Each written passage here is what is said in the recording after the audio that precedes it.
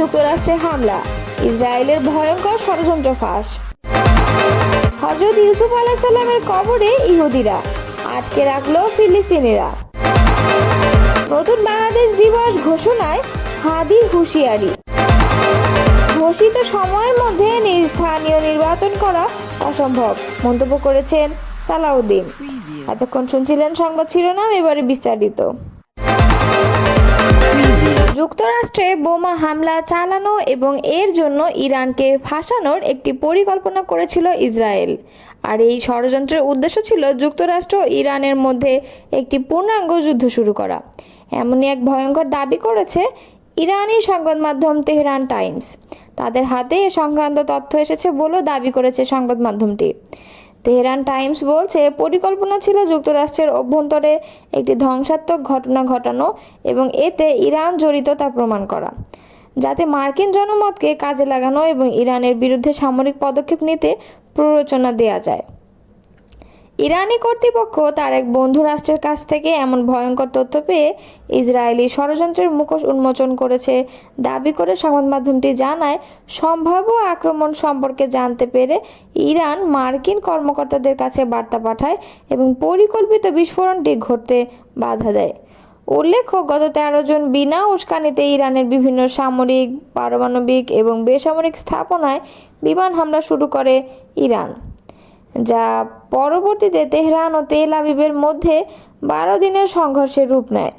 এতে কমপক্ষে 606 জন নিহত এবং 5332 জন আহত হন বলে জানিয়েছে ইরানের স্বাস্থ্য মন্ত্রণালয়। এদিকে জেরুজালেমের হিব্রু বিশ্ববিদ্যালয়ের প্রকাশিত পরিসংখ্যান অনুযায়ী জবাবে তেহরান ইসরায়েলের ওপর প্রতিশোধমূলক ক্ষেপণাস্ত্র ও ড্রোন হামলা চালিয়েছে, যার ফলে কমপক্ষে 29 জন নিহত এবং 3400 জনেরও বেশি আহত হয়েছে। 2 সপ্তাহের যুদ্ধে ইরানকে সমর্থন জানায় পাকিস্তান। পরে যুক্তরাষ্ট্রের মধ্যস্থতায় গত 24 জুন থেকে এই সংঘাত থেমে যায়। ইরানের উপর থেকে তেল নিষেধাজ্ঞা শিথিলের ইঙ্গিত দিয়েছেন মার্কিন প্রেসিডেন্ট ডোনাল্ড ট্রাম্প। বুধবার হেগে অনুষ্ঠিত ন্যাটো সম্মেলনে ট্রাম্প জানিয়েছেন, ইরানের উপর যুক্তরাষ্ট্রের সর্বোচ্চ চাপ নীতি এখনও বহাল রয়েছে।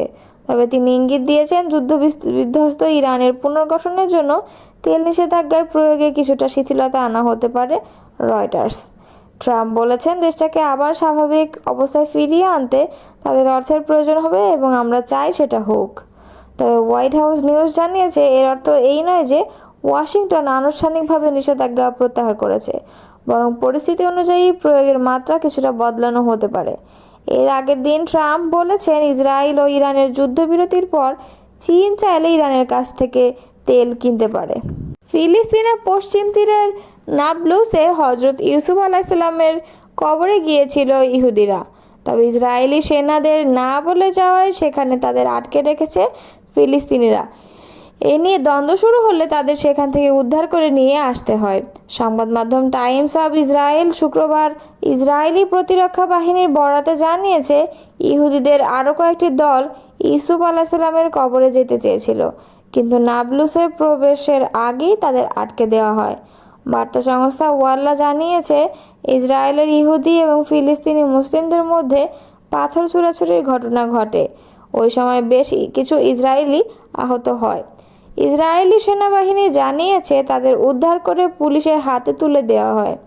তবে অপর সংবাদ মাধ্যম ইসরায়েলি হাইম জানিয়েছে, ঘটনাস্থল থেকে প্রথমে ওই ইসরায়েলিদের উদ্ধার করে ফিলিস্তিন অথরিটি পুলিশ এবং এরপর তাদের ইসরায়েলি সেনাদের কাছে হস্তান্তর করা হয়। এদিকে হযরত ইউসুফ আলাইহিস সালামকে ইহুদিরা জ্যাকব নামে ডাকে। নাবলুসে যে কবরটিকে ইহুদিরা হযরত ইউসুফ আলাইহিস সালামের কবর মনে করে, সেটিকে কিছু মুসলিমরা অস্বীকার করেন। তারা বলে থাকেন, এখানে হযরত ইউসুফ নয়, এখানে 18 শতকের মুসলিম পণ্ডিত শেষ ইউসুফ দাওয়িকতকে সমাহিত করা হয়েছে। ছাত্র জনতার অভ্যুত্থানে আওয়ামী লীগ সরকার পতনের দিন 5 আগস্টকে জুলাই গণঅভ্যুত্থান দিবস এবং 8 আগস্টকে নতুন বাংলাদেশ দিবস ঘোষণা করেছে অন্তর্বর্তী সরকার।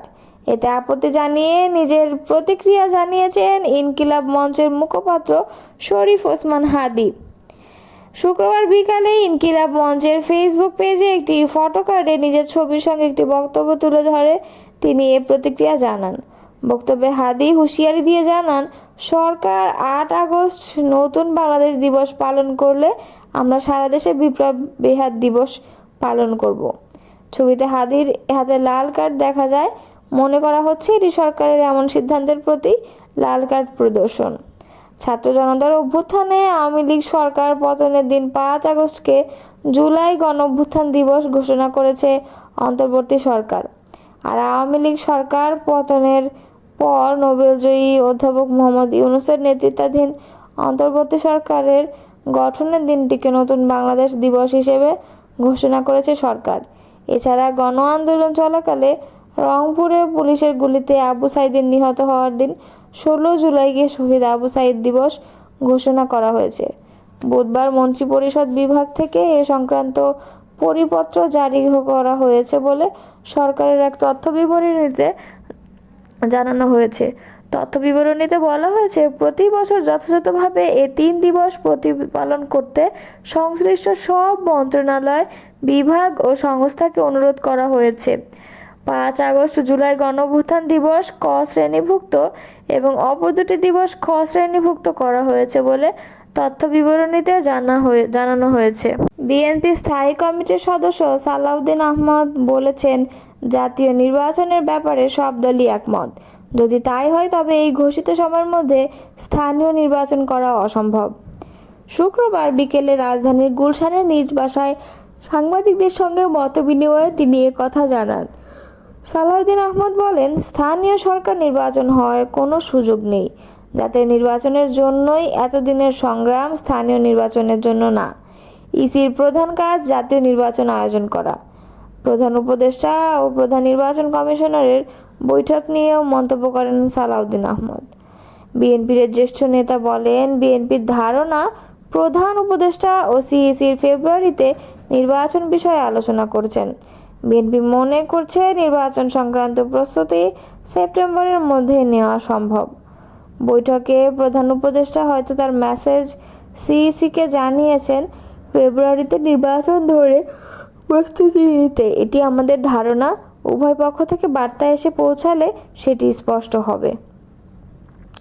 পরিবারের সদস্যদের সঙ্গে অত্যন্ত আবেগঘন এ সাক্ষাৎ শেষে জামিরে জামাত দেওয়ান মতলবীর গ্রামের বাড়ি সদর উপজেলায় গিয়াসনগর ইউনিয়নের মোহাম্মদপুর গ্রামে ছুটে যান। মরহুমের কবর জিয়ারত করে উপস্থিত শত শত মানুষকে নিয়ে দীর্ঘদিনের সাথীর সংগ্রাম, জীবনের স্মৃতিচারণ করে কান্নাজড়িত কণ্ঠে মোনাজাত পরিচালনা করেন। পরে মরহুমের আপনজনের সঙ্গে দেখা করে সমবেদনা জানান। পরে মৌলভীবাজারের কুলাউড়া উপজেলার শেরপুর গ্রামে হত্যাকাণ্ডের শিকার স্কুল ছাত্রী নাফিসা